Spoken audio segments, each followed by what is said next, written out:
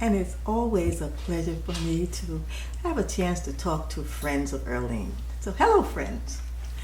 Before I begin to get into the meat of this particular conversation, I just want to reinforce that I am running for election for the state assembly. And I am going to be asking your support when you get your ballot to look at the blank side. There's going to be a blank that says other. And where it says other means that you can stamp my name in, which I prefer, or you can write my name in. I prefer that you stamp it in because there would be no mistake in reference to how to spell my name. And we shall provide the necessary equipment for you to stamp in. I am asking to be elected again, and I want to serve 4 years, just 4 years. For the first 2 years, I intend to reestablish the integrity of the Nassau County Democratic Party and to attempt to assure that what you have put into the state, the local government, etc., that you have your fair share. That's what I need to do for the first 2 years. The second 2 years, I'm going to be seeking someone to take my place. So if you know anyone who's interested in running for the assembly about 4 years from now, please reach out to me because I need to pass the torch. And now I'm going to get to what this first part of this conversation is. I'm going to tell you something. It's not a sob story. It's not a story that it's not a pity party. But I would like to share with you some of the comments that have been made, which are true, that I never smile.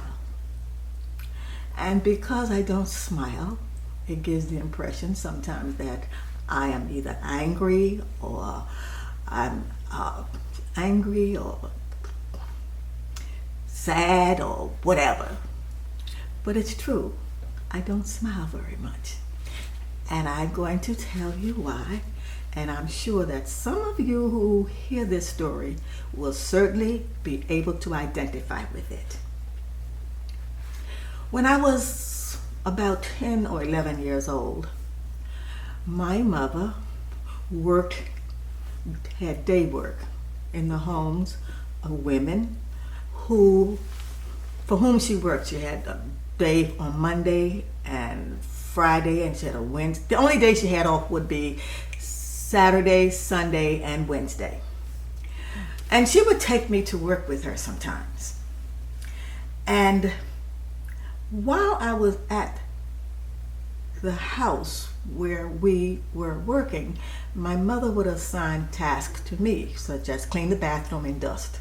It was very difficult to clean and dust. Dusting was more difficult because I would have to dust the rooms with the little children who were my age, their rooms. So sometimes I would be there. I'm supposed to be dusting, but I would be playing with their toys and their paper dolls. But what really caused my countenance, the people for whom my mother worked would call her Thelma, because that's my mother's first name, Thelma. And the children would also refer to my mother as Thelma. But I had been taught that whenever a child speaks to an adult, you have to put a handle on it. Miss Thelma or Aunt Thelma or Sister Thelma. But aside from that, my mother smiled all the time.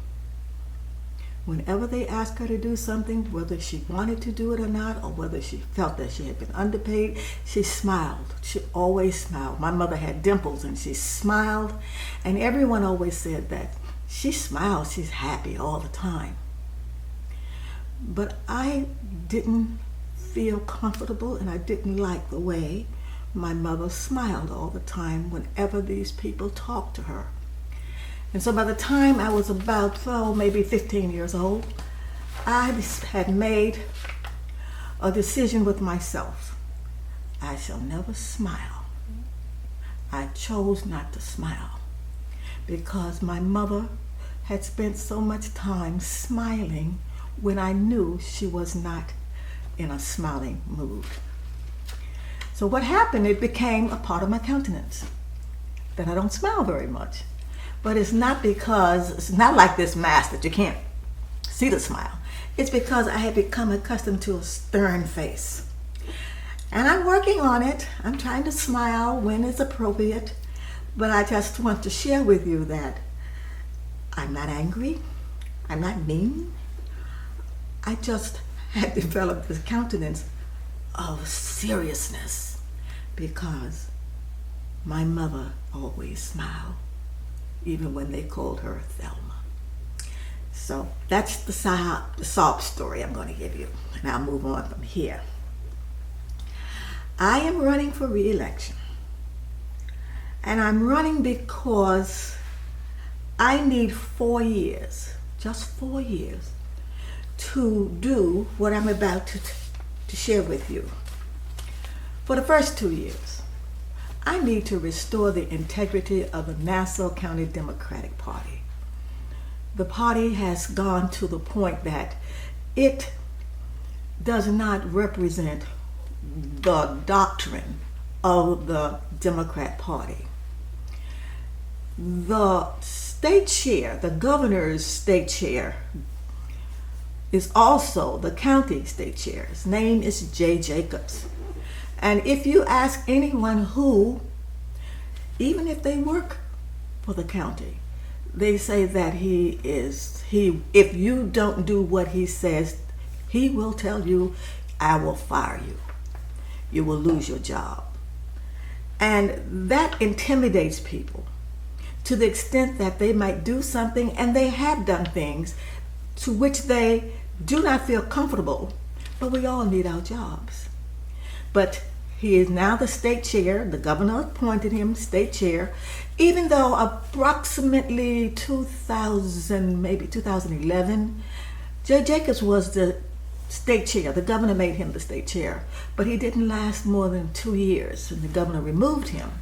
But after the 2018 election, after Hillary Clinton lost in 2016 and then 2018, the governor chose to hire him again, or to appoint him again as the state Democratic chair.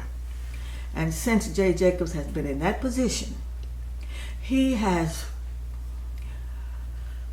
strong-armed the Democratic Party to the extent that people are terrorized and frightened not to obey him.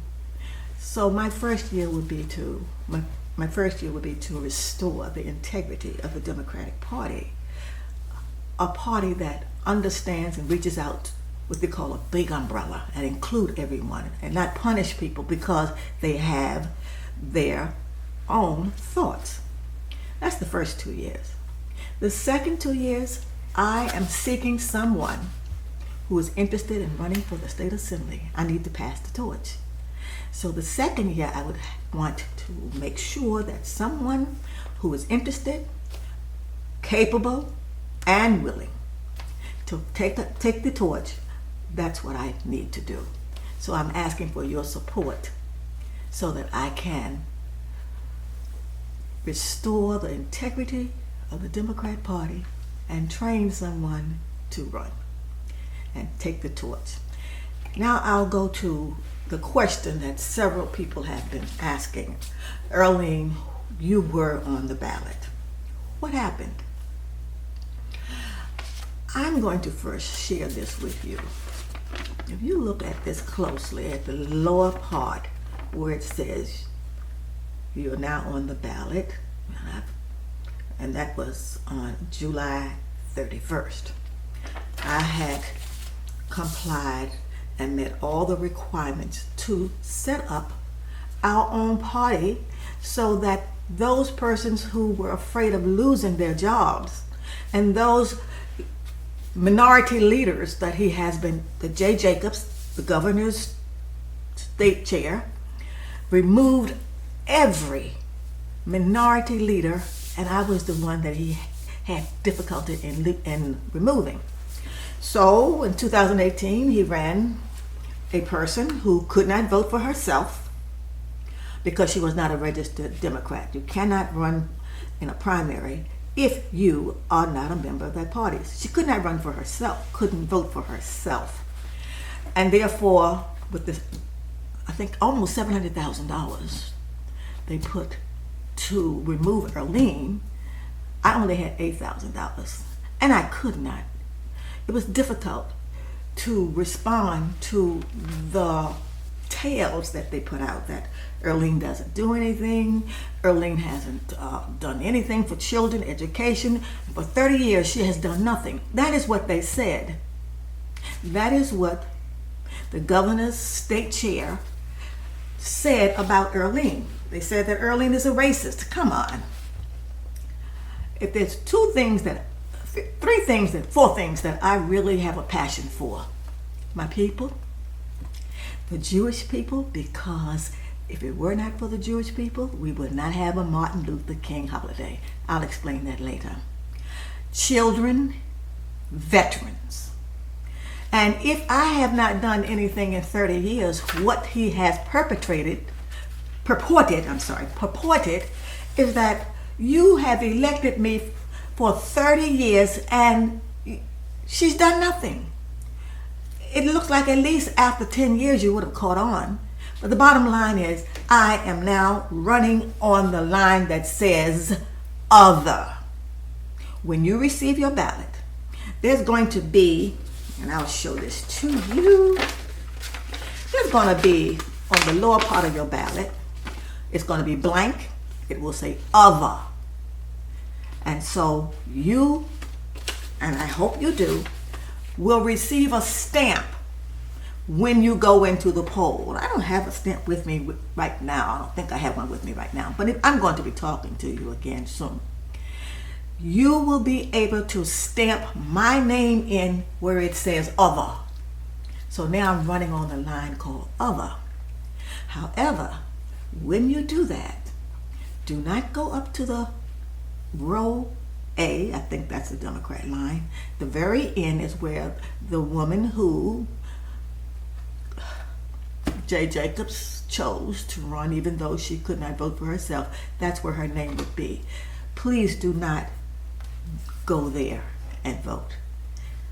Even if you vote early, if you mail it in, or if you mail it in early, vote early, or go to the polls.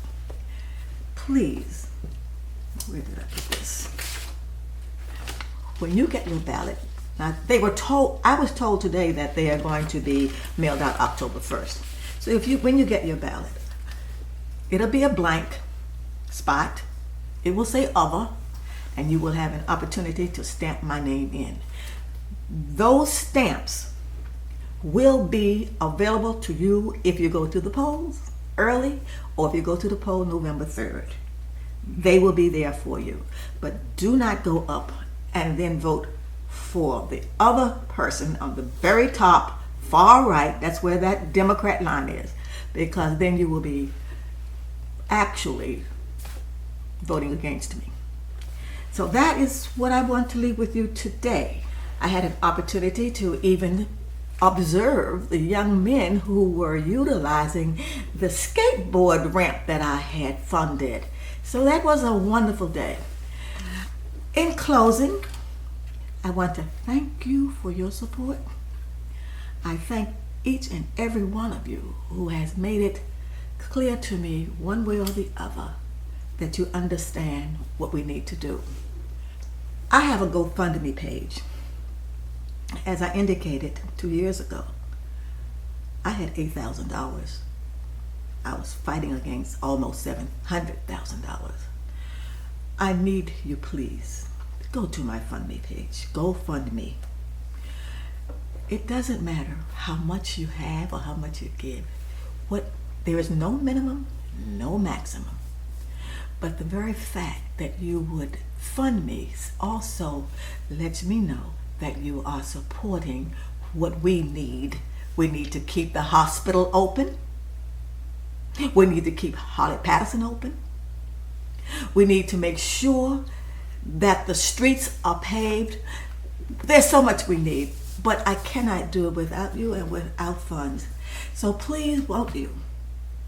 Please send some. It doesn't matter how much you put in. I remember when Barack Obama ran, and he said he had donations from from $2 to thousands of dollars. But it gave him the courage to know that someone who had $1 cared enough to send it. So please, I need you, and we don't have much time.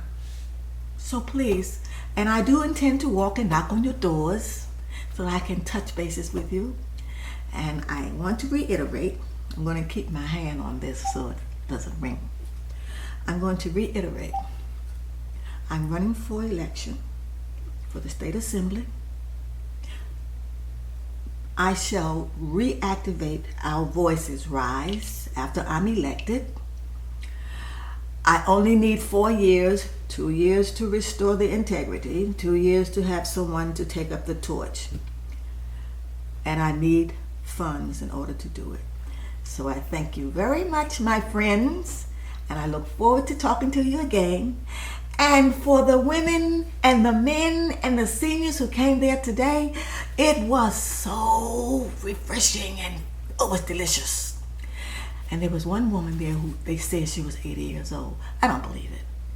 I mean, she moved better than I can move around. But it was wonderful, and I thank Joanne Phillips, and I thank Tina Hodge Bowles, and I thank everyone. Even the mayor was there. Mayor Ryan was there also.